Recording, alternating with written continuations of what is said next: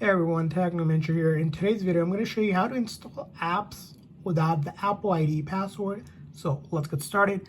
Now, in order to do this, first thing you're going to do is go over to your setting and then tap on your Apple ID.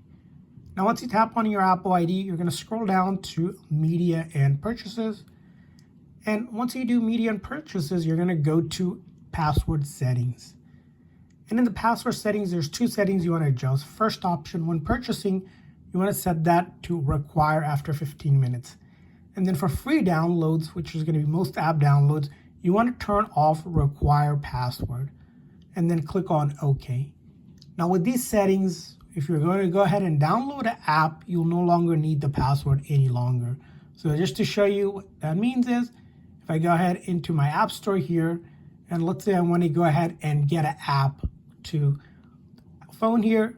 So I'm going to click on this one as an example, and I click on install.